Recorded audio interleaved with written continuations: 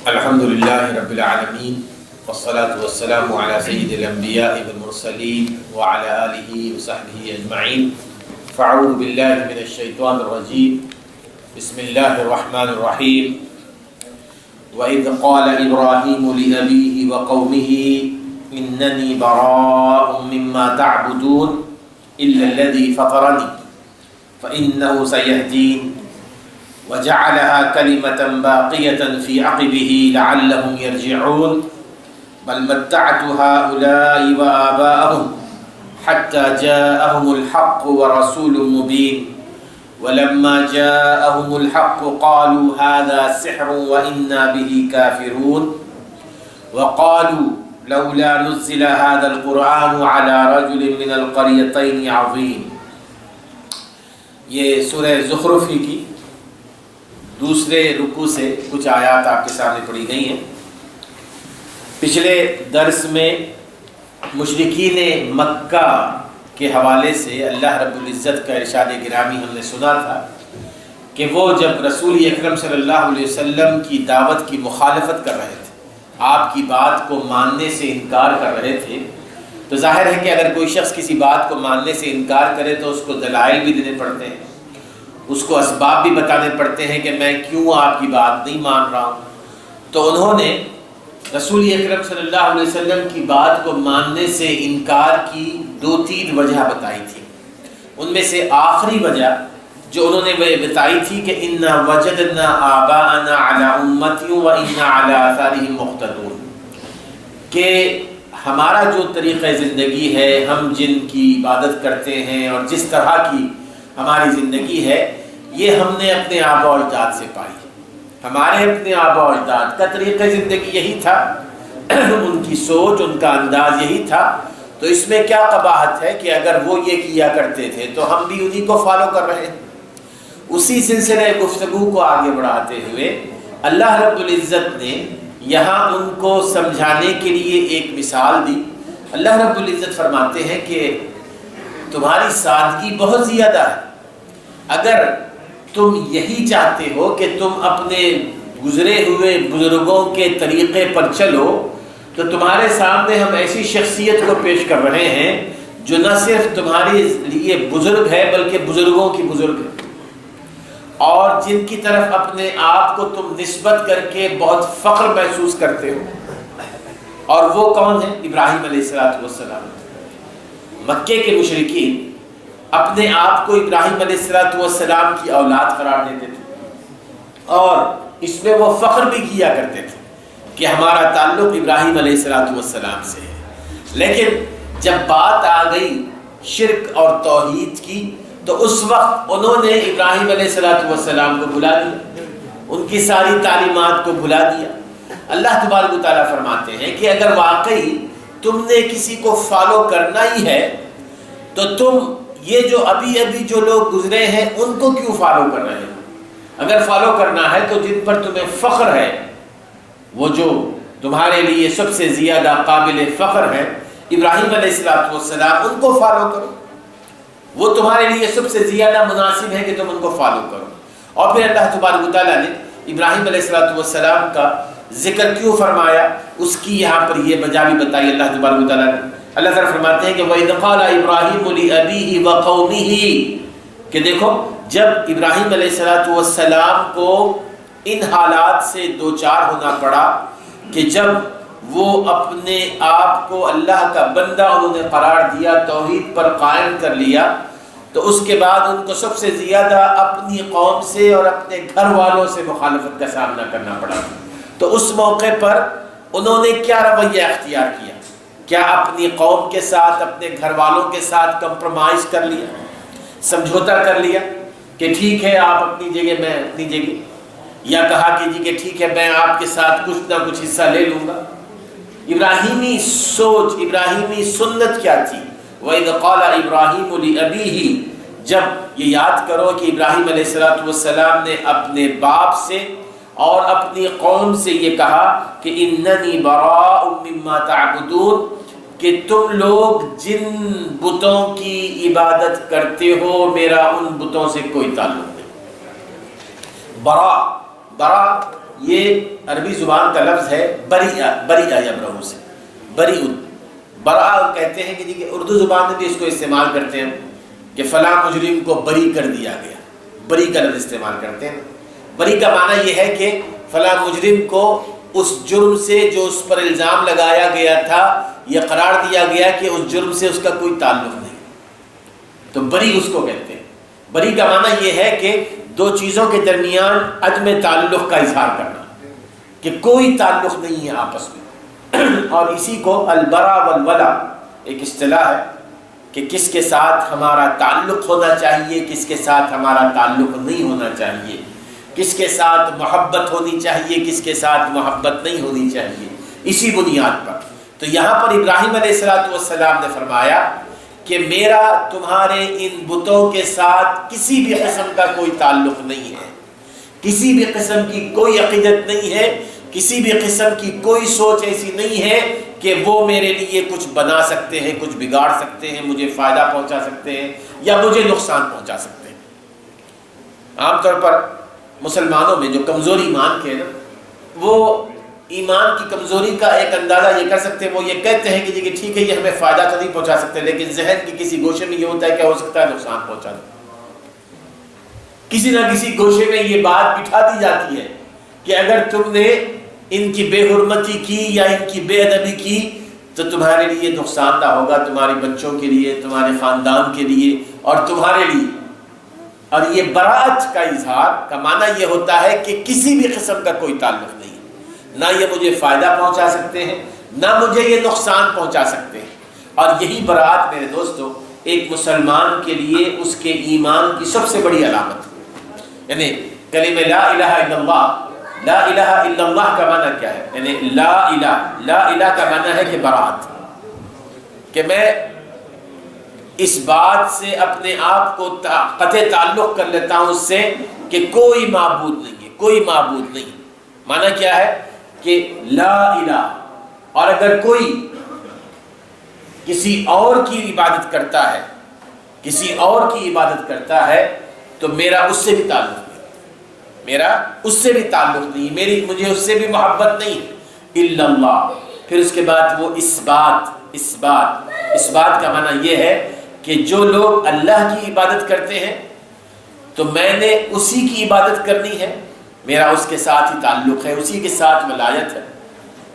اور اس میں نہ صرف معبود بلکہ عابد کی بھی، جو اس کے ساتھ محبت رکھتے ہیں مجھے اس کے ساتھ محبت ہے، جو اس کے علاوہ کسی اور سے محبت رکھتے ہیں مجھے اس سے محبت نہیں ہے، مجھے اس سے محبت نہیں ہے۔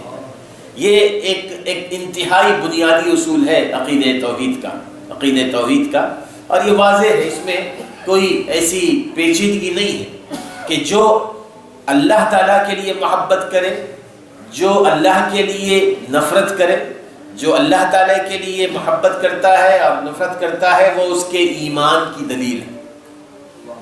من احب للہ وابغض للہ فقد استکمل الایمان، جس نے اللہ کے لیے محبت کی اور جس نے اللہ کے لیے نفرت کی، یعنی چاہے وہ کوئی بھی ہو، اپنا ہو غیر ہو، اگر وہ محبت کرتا ہے تو اللہ کے لیے، کیونکہ اللہ تعالیٰ کو وہ پسند کرتا ہے، اللہ تعالیٰ کی عبادت کرتا ہے، اللہ کے علاوہ کسی اور کی عبادت نہیں کرتا، اور کسی کو وہ ناپسند کرتا ہے تو اس بنیاد پر نہیں کہ اس کا تعلق کسی اور سے ہے، اس بنیاد پر کہ وہ غیر اللہ کی عبادت کرتا ہے تو میں اس لیے اس کو ناپسند کرتا ہوں۔ فقد استکمل الایمان، اس نے اپنے ایمان کو مکمل کر لیا۔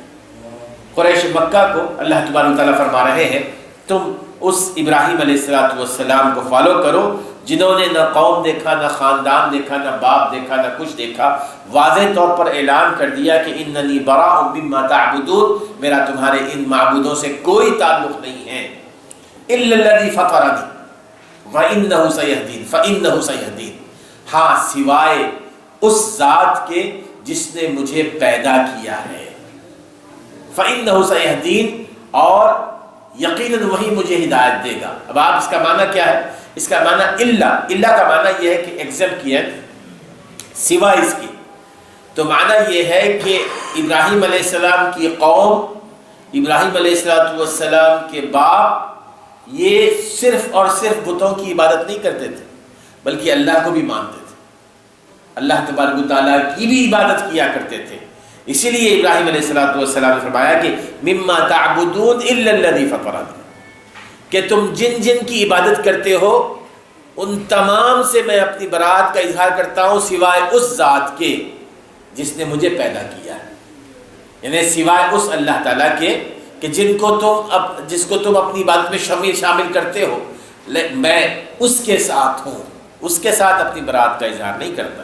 معنی یہ ہے کہ جس طرح مکے کے مشرکین وہ اللہ کا انکار نہیں کرتے تھے، اللہ تعالیٰ کی وہ عبادت بھی کیا کرتے تھے، اللہ تعالیٰ کی توحید ربوبیت کے بھی قائل تھے، اسی طرح پہلے کے دور کے لوگ بھی ایسا کوئی دور نہیں گزرا کہ کسی نے اللہ تعالیٰ کا انکار کیا، کسی نہ کسی شکل میں اللہ کی عبادت کیا کرتے تھے۔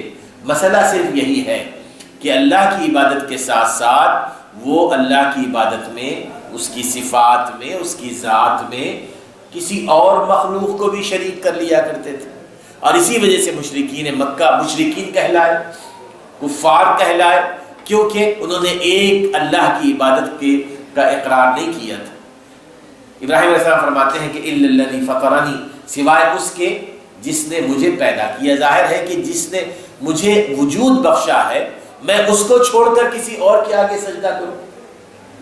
جس کی وجہ سے میں ایگزسٹ ہوں، اس کے علاوہ کسی اور کو میں پکاروں؟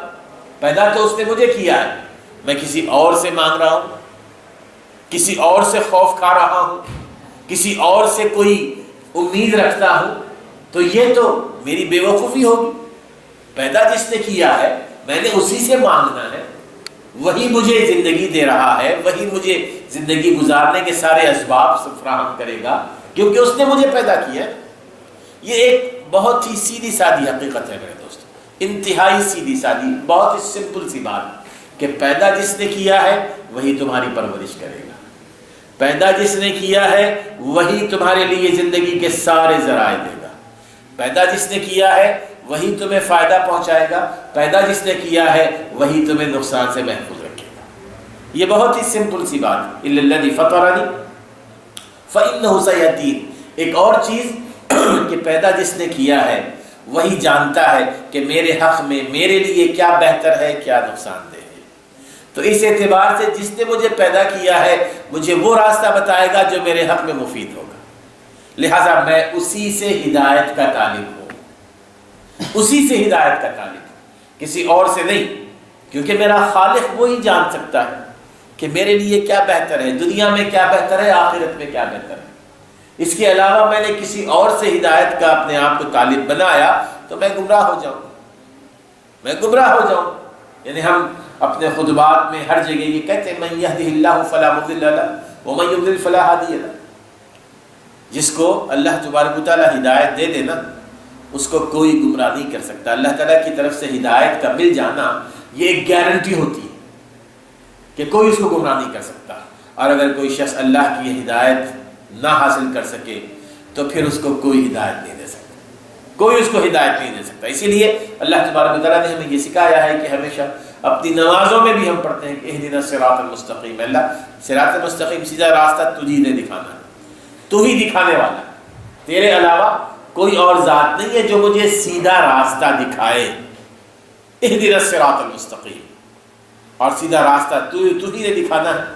اور اسی لیے ہم دعائے قنوت میں وہی پڑھتے کہ اللہم اہدنی فیمن ہدیت، اے اللہ مجھے ہدایت دے دے، ان لوگوں میں سے فرما دے، ان لوگوں میں سے کر دے جن کو تو نے ہدایت دی ہے، وہ راستہ مجھے بتا دے جن راستے پر چل کر وہ ہدایت یافتہ ہو گئے۔ تو ابراہیم علیہ السلام نے یہ فرمایا کہ میں نے عبادت اسی کی کرنی ہے، ہدایت اسی سے طلب کرنی ہے۔ وَجَعَلَهَا كَلِمَةً بَاقِيَةً فِي عَقِبِهِ لَعَلَّهُمْ يَرْجِعُونَ۔ اور یہ دیکھو کہ ابراہیم علیہ السلام جب وہ اس دنیا سے گئے تو انہوں نے یہ نہیں کیا، مکے کے مشرکین سے یہ خطاب ہے کہ اپنی یہ ساری ان کا اپنا عقیدہ، ان کا اپنا عمل وہ اپنے ساتھ لے کر چلے گئے یا اپنی ذات تک محدود رکھا۔ یہ بہت بڑی بات ہے کہ ایک شخص جانتا ہے کہ صحیح عقیدہ کیا ہے، جانتا ہے کہ کہ اللہ کو ناراض کرنے والی چیزیں کون سی ہیں، اللہ کو راضی کرنے والی چیزیں کون سی ہیں، لیکن یہ ساری کی ساری چیزیں اس نے اپنی ذات تک اگر محدود کر لی، دوسروں تک نہیں پہنچائی، اور دوسرے کون ہیں؟ سب سے پہلے اہل خانہ ہوتے ہیں، سب سے پہلے گھر والے ہوتے ہیں، سب سے پہلے اولاد ہوتی ہے۔ یہ بات نہیں ہے کہ ابراہیم علیہ السلام نے وہ عقیدہ اپنائے رکھا کلمہ توحید کا اور پھر اس عقیدے کو اپنے ساتھ ہی لے کر چلے گئے، نہیں، وَجَعَلَهَا كَلِمَةً بَاقِيَةً فِي عَقِبِهِ، مکے کے مشرکین سے کہ انہوں نے اس کلمہ توحید کو اپنی اولاد میں بھی باقی رکھا۔ وَجَعَلَهَا، ہا کی جو ضمیر ہے وہ اس کی لوٹتی ہے اس فطرنی سیہدین کی طرف، اور سب سے پہلے کہ اننی براء مما تعبدون، کہ ابراہیم علیہ السلام نے جو اللہ کے علاوہ دوسرے تمام بتوں سے اپنی برات کا اظہار کیا تھا، اسی طرح انہوں نے اللہ تعالیٰ کو اپنا خالق اور مالک نہیں جانا تھا، بلکہ انہوں نے اللہ ہی کی عبادت کرنے کا کہا تھا، اور پھر اللہ تعالیٰ ہی سے ہدایت کے طالب تھے، جس کو آپ کہہ سکتے ہیں کہ لا الہ الا اللہ، لا الہ الا اللہ۔ یہ جو کلمہ توحید ہے اس کو وہ اپنی اولاد میں بھی چھوڑ گئے تھے، اس عقید توحید کو اپنی اولاد میں بھی چھوڑ گئے تھے۔ کلمۃ باقیۃ فی عقبی، عقب کہتے ہیں پیچھے آنے والے، اور پیچھے آنے والوں میں سب سے پہلے اولاد، فی عقبہ لعلہم یرجعون، تاکہ وہ اپنی زندگی کے ہر معاملے میں ہر موقع پر اسی کلمہ توحید، اسی عقید توحید کی طرف رجوع کریں۔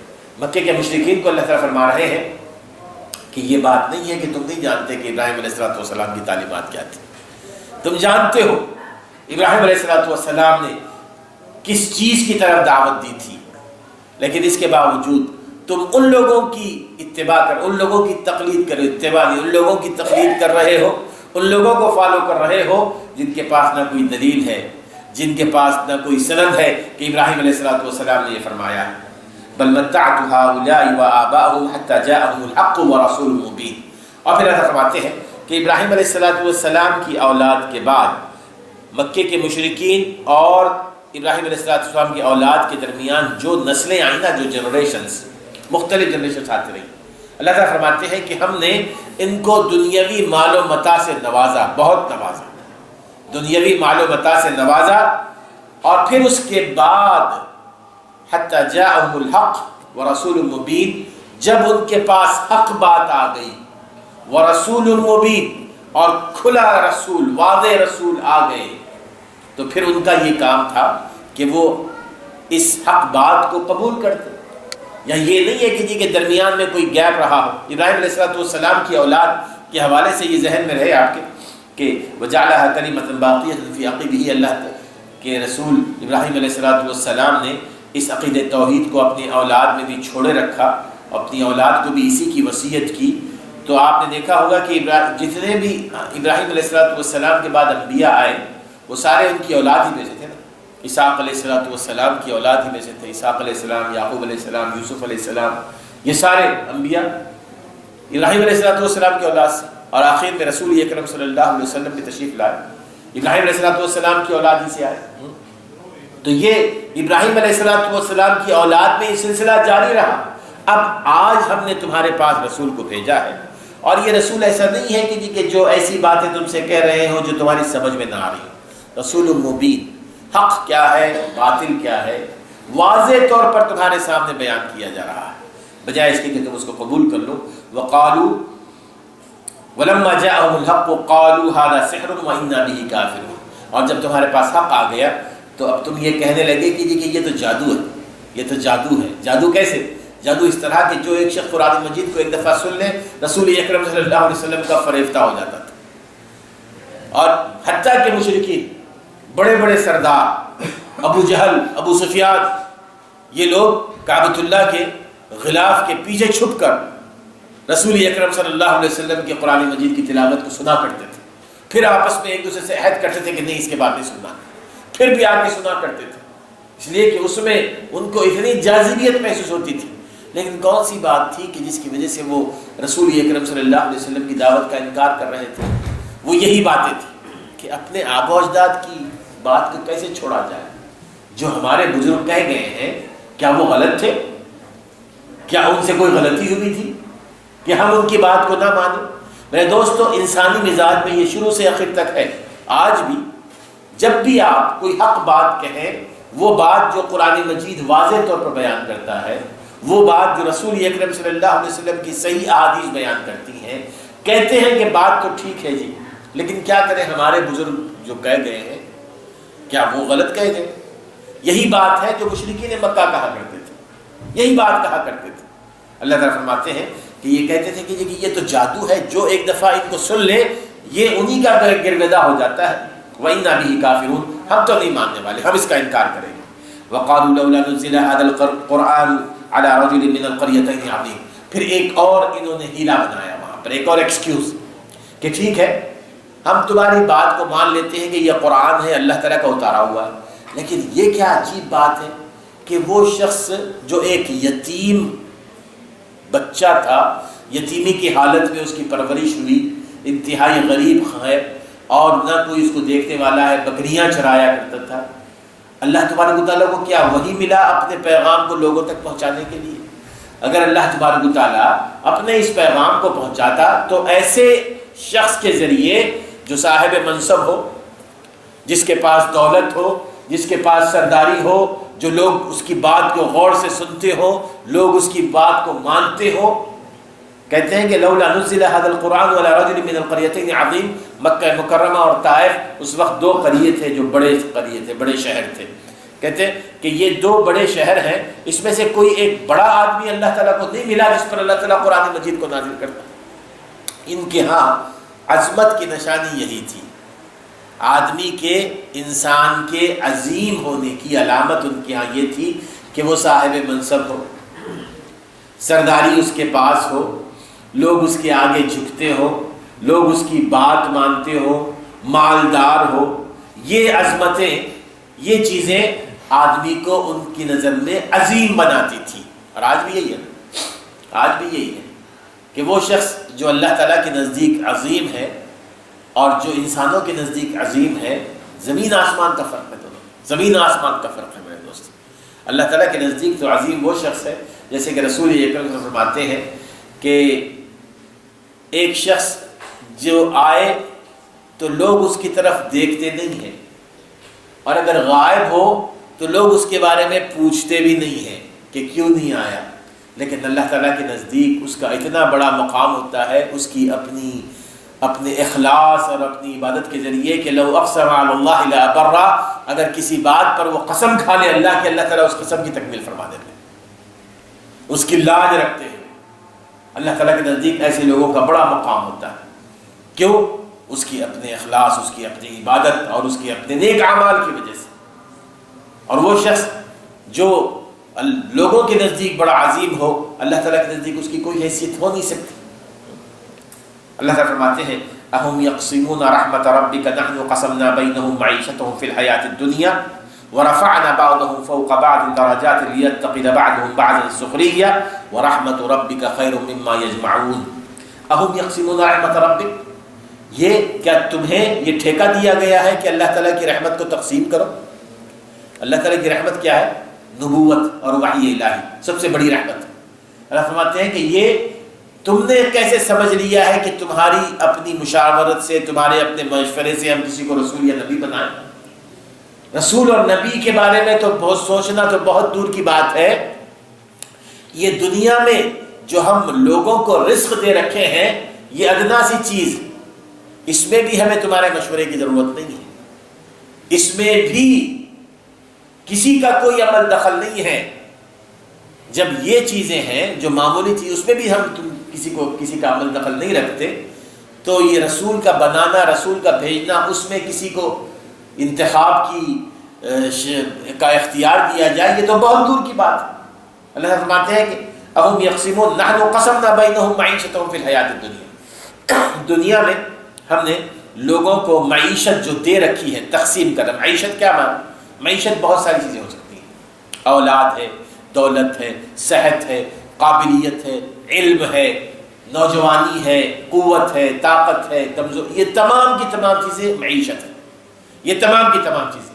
اب آپ دیکھیں کہ دنیا میں سب یکساں نہیں ہوتے نا، کوئی مالدار ہے تو کوئی غریب ہے، کوئی حاکم ہے تو کوئی محکوم ہے، کوئی کمزور ہے تو کوئی قوت والا ہے، کوئی بہت ہی عقل مند ہے، کوئی سیدھا سادہ ہے، بے وقوف سا ہے۔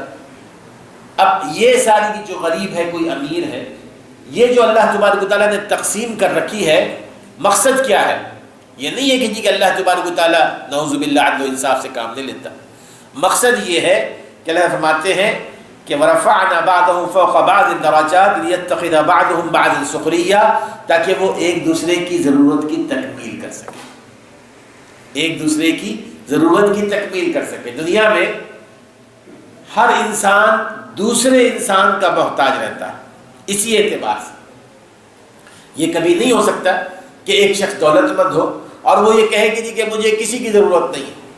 اگر کسی کی ضرورت نہیں ہے تو وہ ادنا سے معمولی سی چیزیں بھی وہ کر نہیں سکتا.